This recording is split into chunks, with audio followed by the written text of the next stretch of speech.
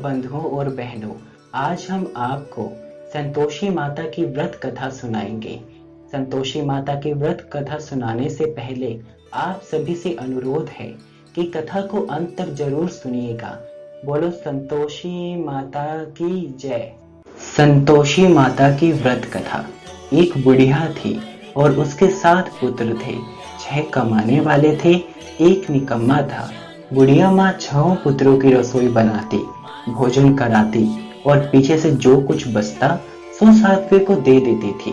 परंतु वह बड़ा भोला भाला था, मन में कुछ विचार न करता था। एक दिन अपनी बहू से बोला, देखो मेरी माता का मुझ पर कितना प्यार है। वह बोली, क्यों नहीं, सबका जूठा बचा हुआ तुमको खिलाती है। वह बोला, भला ऐसा भी कहीं हो सकता है? मैं जब तक आंखों से न देख लूं मान नहीं सकता। बहू ने हंसकर कहा, तुम देख लोगे तब तो मानोगे। कुछ दिन बाद बड़ा त्योहार आया। घर में 7 प्रकार के भोजन और चूरमा के लड्डू बने। वह जांचने को सिर दर्द का बहाना बनाकर पतला कपड़ा सिर पर ओढ़कर रसोई घर में सो गया और कपड़े में से सब देखता रहा। 6 भाई भोजन करने आए। उसने देखा माँ ने उनके लिए सुंदर सुंदर आसन बिछाए हैं, 7 प्रकार की रसोई परोसी है। वह आग्रह करके जिमाती है। वह देखता रहा। 6 भाई भोजन कर उठे, तब माता ने उनकी जूठी थालियों में से लड्डुओं के टुकड़ों को उठाया और एक लड्डू बनाया। जूठन साफ कर बुढ़िया माँ ने पुकारा, उठो बेटा, 6 भाई भोजन कर गए, अब तू ही बाकी है, उठना, कब खाएगा? वह कहने लगा, माँ मुझे भोजन नहीं करना, मैं परदेश जा रहा हूँ। माता ने कहा, कल जाता हो तो आज ही जा। वह बोला, हाँ हाँ आज ही जा रहा हूँ। ये कहकर वह घर से निकल गया। चलते समय बहू की याद आई। वह गौशाला में कंडे थाप रही थी। वहीं जाकर उससे बोला, हम जावे परदेश को, आवेंगे कुछ काल, तुम रहियो संतोष से, धर्म आपनो पाल। देव निशानी आपनी, देख धरु में धीर, सुधे हमरी मति बिसारियो, रखियो मन गंभीर। वह बोला, मेरे पास तो कुछ नहीं है, यह अंगूठी है, सो ले लो और अपने कुछ निशानी मुझे दे दो। वह बोली, मेरे पास क्या है, यह गोबर भरा हाथ है। यह कहकर उसकी पीठ में गोबर के हाथ की थाप मार दी। वह चल दिया। चलते चलते दूर देश में पहुंचा। वहां पर एक साहूकार की दुकान थी। वहां जाकर कहने लगा, भाई मुझे नौकरी पर रख लो। साहूकार को जरूरत थी। बोला, रह जा। लड़के ने पूछा, तनख्वाह क्या दोगे? साहूकार ने कहा, काम देखकर दाम मिलेंगे। साहूकार की नौकरी मिली। वह सवेरे 7 बजे से रात तक नौकरी करने लगा। कुछ दिनों में दुकान का सारा लेन देन, हिसाब किताब, ग्राहकों को माल बेचना, सारा काम करने लगा। साहूकार के 7 से 8 नौकर थे। वह सब चक्कर खाने लगे कि यह तो बड़ा होशियार बन गया है। सेठ ने भी काम देखा और 3 महीने में ही उसे आधे मुनाफे का साझेदार बना लिया। वह 12 वर्ष में ही नामी सेठ बन गया और मालिक सारा कारोबार उस पर छोड़कर बाहर चला गया। अब बहू पर क्या बीती सो सुनो। सास ससुर उसे दुख देने लगे। सारी गृहस्थी का काम करके उसे लकड़ी लेने के लिए जंगल में भेजते। इस बीच घर की रोटियों के आटे से जो भूसी निकलती उसकी रोटी बनाकर रख दी जाती और फूटे नारियल की नरेली में पानी। इस तरह दिन बीतते रहे। एक दिन वह लकड़ियां लेने जा रही थी कि रास्ते में उसे बहुत सी स्त्रियां माता का व्रत करती दिखाई दी। वह वहां खड़ी हो कथा सुनकर बोली, बहनों, यह तुम किस देवता का व्रत करती हो और इसके करने से क्या फल मिलता है? इस व्रत को करने की क्या विधि है? यदि तुम अपने इस व्रत का विधान मुझे समझाकर कहोगी तो मैं तुम्हारा बड़ा एहसान मानूंगी। तब उनमें से एक स्त्री बोली, सुनो, यह संतोषी माता का व्रत है। इसके करने से निर्धनता और दरिद्रता का नाश होता है, लक्ष्मी आती है, मन की चिंताएं दूर होती हैं, घर में सुख होने से मन को प्रसन्नता और शांति मिलती है, निपुत्र को पुत्र मिलता है, प्रीतम बाहर गया हो तो जल्दी आ जाते हैं। कंवारी कन्या को मनपसंद वर मिलता है।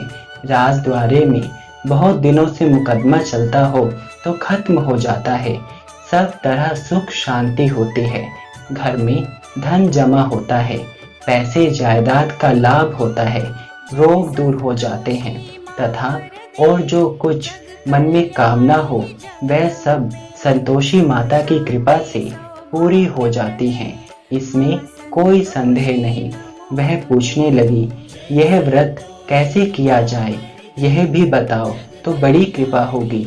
स्त्री कहने लगी, 1.25 रुपए का गुड़ चना लेना, इच्छा हो तो 5.25 रुपए का लेना या 11.25 रुपए का भी, सहूलियत अनुसार लेना, बिना परेशानी, श्रद्धा और प्रेम से जितना बन सके लेना। 1.25 रुपए से 5.25 रुपए तथा इससे भी ज्यादा शक्ति और भक्ति अनुसार ले। हर शुक्रवार को निराहार रह कथा कहना सुन। इसके बीच क्रम टूटे नहीं, लगातार नियम पालन करना। सुनने वाला कोई न मिले तो घी का दीपक जला, उसके आगे जल के पात्र को रख कथा कहना, परंतु नियम न टूटे। जब तक कार्य सिद्ध न हो नियम पालन करना और कार्य सिद्ध हो जाने पर ही व्रत का उद्यापन करना। 3 मास में माता पूरा फल करती है। यदि किसी के खोटे ग्रह हो तो भी माता 1 वर्ष में अवश्य कार्य को सिद्ध करती है। कार्य सिद्ध होने पर ही उद्यापन करना चाहिए, बीच में नहीं। उद्यापन में 2.5 सेर आटे का खाजा, इसी परिमाण से खीर तथा चने का साग करना। 8 लड़कों को भोजन कराना। जहाँ तक मिले देवर जेठ भाई बंधु कुटुंब के लड़के लेना, ना मिले तो रिश्तेदारों और पड़ोसियों के लड़के बुलाना, उन्हें भोजन कराना। यथाशक्ति दक्षिणा दे माता का नियम पूरा करना। उस दिन घर में कोई खट्टाई न खावे। यह सुनकर बुढ़िया के लड़के की बहू चल दी। रास्ते में लकड़ी के बोझ को बेच दिया और उन पैसों से गुड़ चना ले माता के व्रत की तैयारी कर आगे चली और सामने मंदिर देख पूछने लगी, यह मंदिर किसका है? सब कहने लगे, संतोषी माता का मंदिर है। यह सुन माता के मंदिर में जा माता के चरणों में लौटने लगी। दीन होकर विनती करने लगी, माँ मैं निपट मूर्ख हूँ, व्रत के नियम कुछ नहीं जानती, मैं बहुत दुखी हूँ। हे माता जगजननी, मेरा दुख दूर कर, मैं तेरी शरण में हूँ। माता को दया आई। एक शुक्रवार बीता कि दूसरे शुक्रवार को ही इसके पति का पत्र आया और तीसरे को उसका भेजा हुआ पैसा भी आ पहुंचा। यह देख जेठानी मुंह सिकोड़ने लगी, इतने दिनों में इतना पैसा आया, इसमें क्या बड़ाई है? लड़के ताने देने लगे, काकी के पास तो अब पत्र आने लगे, रुपया आने लगा, अब तो काकी की खातिर बढ़ेगी, अब तो काकी बुलाने से भी नहीं बोलेगी। बेचारी सरलता से कहती है, भैया पत्र आवे रुपया आवे तो हम सबके लिए अच्छा है। ऐसा कहकर आंखों में आंसू भर संतोषी माता के मंदिर में मातेश्वरी के चरणों में गिरकर रोने लगी। माँ, मैंने तुमसे पैसा नहीं मांगा, मुझे पैसे से क्या काम है? मुझे तो अपने सुहाग से काम है। मैं तो अपने स्वामी के दर्शन और सेवा मांगती हूँ। तब माता ने प्रसन्न होकर कहा, जा बेटी, तेरा स्वामी आएगा। यह सुन खुशी से बावली हो घर में जा काम करने लगी। अब संतोषी माँ विचार करने लगी, इस भोली पुत्री से मैंने कह तो दिया है तेरा पति आएगा, पर आएगा कहाँ से? वह तो स्वप्न में भी इसे याद नहीं करता, उसे याद दिलाने मुझे जाना पड़ेगा। इस तरह माता बुढ़िया के बेटे के पास जा स्वप्न में प्रकट हो कहने लगी, साहूकार के बेटे सोता है या जागता है? वह बोला, माता सोता भी नहीं हूँ, जागता भी नहीं हूँ, बीच में ही हूँ, कहो क्या आज्ञा है? माँ कहने लगी, तेरा घर बार कुछ है भी या नहीं? वह बोला, मेरा सब कुछ है माता, माँ बाप भाई बहन बहू, क्या कमी है? माँ बोली, भोले पुत्र, तेरी स्त्री घोर कष्ट उठा रही है, माँ बाप उसे दुख दे रहे हैं, वह तेरे लिए तरस रही है, तो उसकी सुधि ले। वह बोला, हाँ माता, यह तो मुझे मालूम है, परंतु मैं जाऊं तो जाऊं कैसे? परदेश की बात है, लेन देन का कोई हिसाब नहीं, कोई जाने का रास्ता नजर नहीं आता, कैसे चला जाऊं? माँ कहने लगी, मेरी बात मान, सवेरे नहा धोकर संतोषी माता का नाम ले, घी का दीपक जला, दंडवत कर दुकान पर जा बैठना। देखते ही देखते तेरा लेन देन सब चुक जाएगा, जमा माल बिक जाएगा, सांझ होते होते धन का ढेर लग जाएगा। जब सवेरे बहुत जल्दी उठ उसने लोगों से अपने सपने की बात कही, तो वह सब उसकी बात अनसुनी कर दिल लगी उड़ाने लगे। कहीं सपने भी सच होते हैं क्या? एक बूढ़ा बोला, देख भाई, मेरी बात मान, इस प्रकार सच झूठ करने के बदले देवता ने जैसा कहा है वैसा ही करने में तेरा क्या जाता है? उस बूढ़े की बात मान, स्नान कर संतोषी माता को दंडवत कर, घी का दीपक जला, दुकान पर जा बैठा। थोड़ी ही देर में वह क्या देखता है कि देने वाले रुपया लाए, लेने वाले हिसाब लेने लगे। कोठे में भरे सामानों के खरीदार नगद दाम में सौदा लेने लगे। शाम तक धन का ढेर लग गया। माता का चमत्कार देख प्रसन्न हो मन में माता का नाम ले घर ले जाने के वास्ते गहने कपड़े खरीदने लगा और वहां के काम से निपट वह घर को रवाना हुआ। वहां बहू बेचारी जंगल में लकड़ी लेने जाती है, लौटते वक्त माँ के मंदिर पर विश्राम करती है। वह तो उसका रोजाना रुकने का स्थान था। दूर से धूल उड़ती देख वह माता से पूछती है, हे माता, यह धूल कैसी उड़ रही है? माँ कहती है, हे पुत्री, तेरा पति आ रहा है, अब तू ऐसा कर, लकड़ियों के 3 बोझ बना ले, एक नदी किनारे रखना, दूसरा मेरे मंदिर पर और तीसरा अपने सिर पर रखना। तेरे पति को लकड़ी का गट्ठा देखकर मोह पैदा होगा, वह वहां रुकेगा, नाश्ता पानी बना खाकर माँ से मिलने जाएगा। तब तो लकड़ियों का बोझ उठाकर घर जाना और बीच चौक में गट्ठा डालकर 3 आवाजें जोर से लगाना, लो सासू जी, लकड़ियों का गट्ठा लो, भूसी की रोटी दो और नारियल की नरीली में पानी दो। आज कौन मेहमान आया है? माँ की बात सुन बहू बहुत अच्छा माता कहकर प्रसन्न हो लकड़ियों के 3 गट्ठे ले आई, एक नदी तट पर, एक माता के मंदिर पर रखा। इतने में ही एक मुसाफिर आ पहुंचा। सूखी लकड़ियां देखकर उसकी इच्छा हुई कि अब यहीं विश्राम करें और भोजन बना खाकर गांव जाएं। इस प्रकार भोजन बना विश्राम कर वह गांव को गया, सबसे प्रेम से मिला। उसी समय बहू सिर पर लकड़ी का गट्ठा लिए आती है। लकड़ी का भारी बोझ आंगन में डाल जोर से 3 आवाज देती है, लो सासू जी, लकड़ी का गट्ठा लो, भूसी की रोटी दो, नारियल की नरेली में पानी दो। आज मेहमान कौन आया है? यह सुनकर उसकी सास अपने दिए हुए कष्टों को भुलाने हेतु कहती है, बहू ऐसा क्यों कहती है?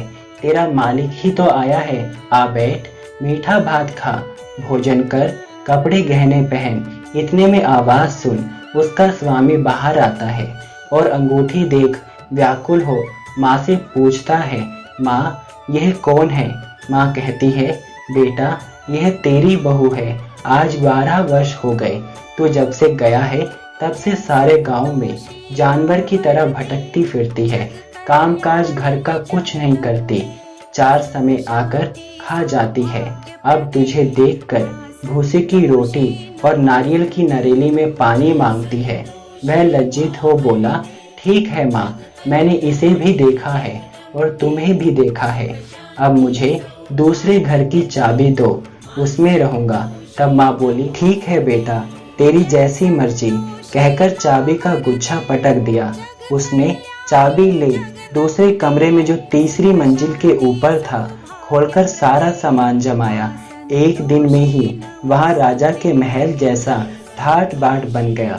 अब क्या था, वह दोनों सुख पूर्वक रहने लगे। इतने में अगला शुक्रवार आया। बहू ने अपने पति से कहा कि मुझे माता का उद्यापन करना है।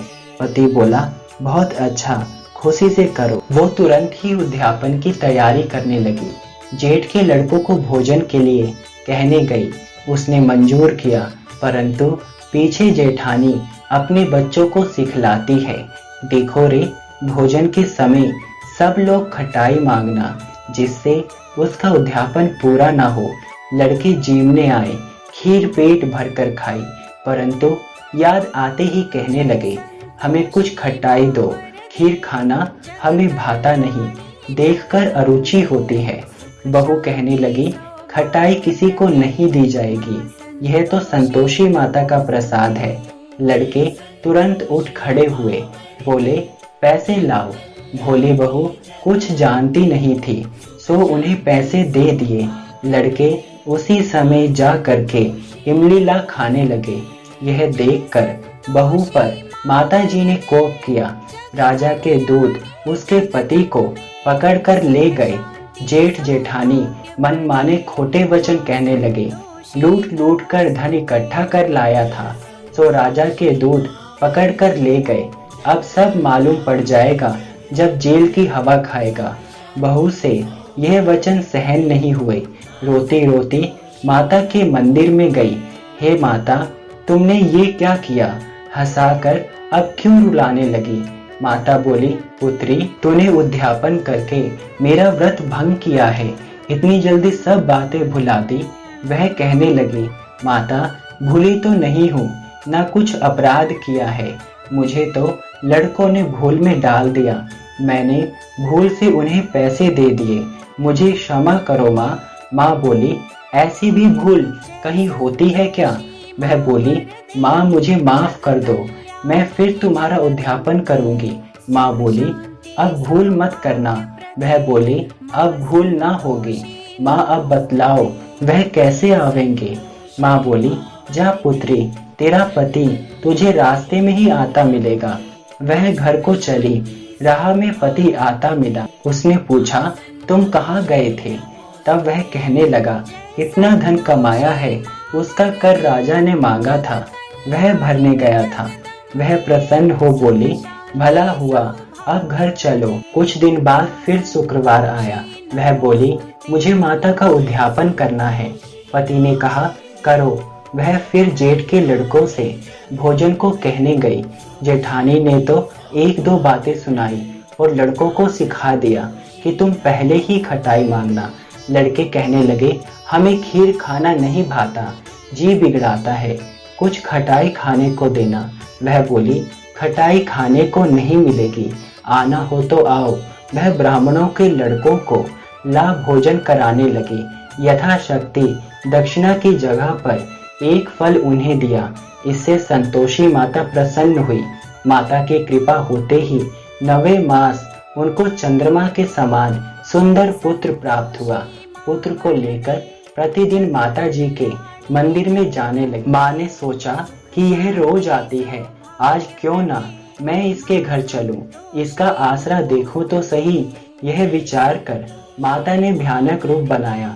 गुड़ और चने से सना मुख, ऊपर से सूंड के समान होठ, उस पर मक्खियां भिनभिना रही हैं। दहलीज पर पांव रखते ही उसकी सास चिल्लाई, देखो रे, कोई चुड़ैल डाकनी चली आ रही है, लड़कों इसे भगाओ, नहीं तो किसी को खा जाएगी।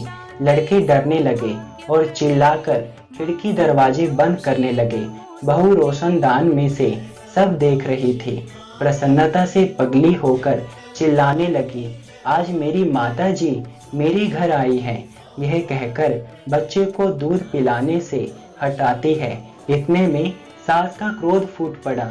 इसे देखकर कैसी उतावली हुई जा रही है, जो बच्चे को पटक दिया।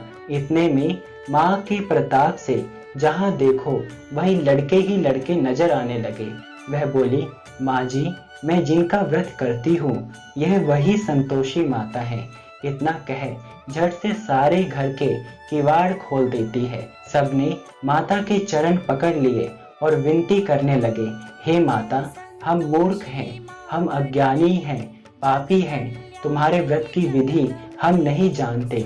तुम्हारा व्रत भंग कर हमने बहुत बड़ा अपराध किया है। हे माता, आप हमारा अपराध क्षमा करो। इस प्रकार माता प्रसन्न हुई। माता ने बहू को जैसा फल दिया वैसा सबको दे। जो पढ़े उसका मनोरथ पूर्ण हो। बोलो संतोषी माता की जय।